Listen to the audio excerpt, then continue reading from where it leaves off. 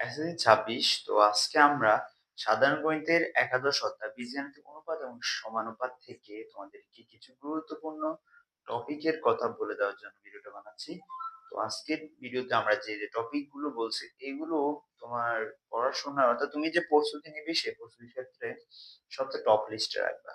কারণ এগুলো আমি একটু রিসার্চ করে দেখলাম যে এই ধরনের কোশ্চেন গুলো বোর্ড কোশ্চেনে আসার সম্ভাবনা সবচেয়ে বেশি এবং বিগত সালে এটাই হয়েছে। এই কোশ্চেন যেগুলো দেখতেছো এখানে এই কোশ্চেন গুলো হয় কোশ্চেনের প্যাটার্ন রিপিট করে নাহলে হালকা একটু এলোমেলো করে দিয়ে পরীক্ষায় এসেছে। তো চলো আমরা দেখি।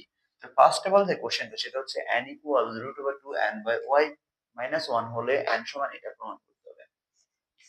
এরপরে আরেকটা কোশ্চেন, এটা বইয়ের কোশ্চেন, সরাসরি P square plus Q square divided by Q square plus R square equal এটা হলে তোমাকে দেখাইতে হবে যে এখানে পি কিউ আর হচ্ছে ক্রমিক সমানুপাতিক, এটা দেখাইতে হবে। এরপরে X plus B Y plus six A B equal 0 হলে x plus 3a x minus 3y x plus 3b x minus 3b এটার মান কত হয় সেটা বের করতে হবে। এই কোশ্চেনটা ফিগার চেঞ্জ করে অনেকভাবে দিতে পারে, এগুলো অনেকভাবে দিতে পারে। ফিগার চেঞ্জ অর্থাৎ এখানে a আছে হয় এখানে দিতে পারে কিউ আর অনেক কিছু দিতে পারে।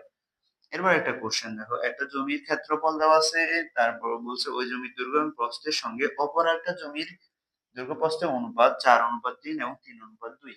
তো তোমার কোশ্চেন হচ্ছে অপর জমির ক্ষেত্রফল নির্ণয় করা, অর্থাৎ জমির ক্ষেত্রফল, তারপর হচ্ছে অর্থাৎ জমির ক্ষেত্রফল শতকরা কত পার্সেন্ট বৃদ্ধি বা এক হলে এরকম টাইপের যে কোশ্চেন গুলো এগুলো ভালো করে দেখবা, এগুলো পরীক্ষা আসতে পারে।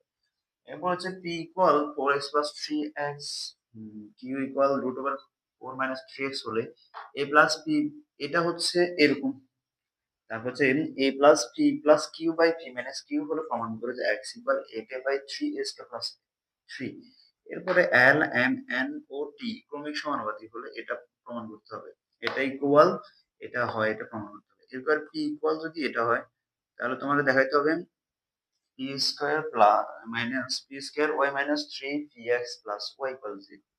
এরপর লাস্টে 8 নাম্বার কোশ্চেনটা হচ্ছে 14 by Y equal 1 by M plus 1 by N হলে দেখাও যে Y plus 7m divided by Y minus 7m equal 2 হয়। এটা এই কোশ্চেনটা। তো এই কোশ্চেন গুলো একটু ভালো করে দেখবা, অন্যান্য কোশ্চেন গুলো দেখবা, বিশেষ করে ওটাতে ভালো করতে হলে এগুলো ছাড়া তুমি আরেকটা কাজ করতে পারো, সেটা হচ্ছে বইয়ের যে কোশ্চেন গুলো আছে 11.1 11.2 এই দুইটা অধ্যায়ের বইয়ের যে কোশ্চেন গুলো এগুলো ভালো করে কমপ্লিট করো। তাহলে এখান থেকে আসা যে কোনো কোশ্চেন তুমি ইজিলি সমাধান করতে পারবে। এটা আমি একবারে মানে 100% শিওর। এটা তোমার জীবনে নিয়ে যাবে। তুমি যদি বইয়ের অঙ্কগুলো ভালো করে বুঝো তাহলে ইজিলি পারবা।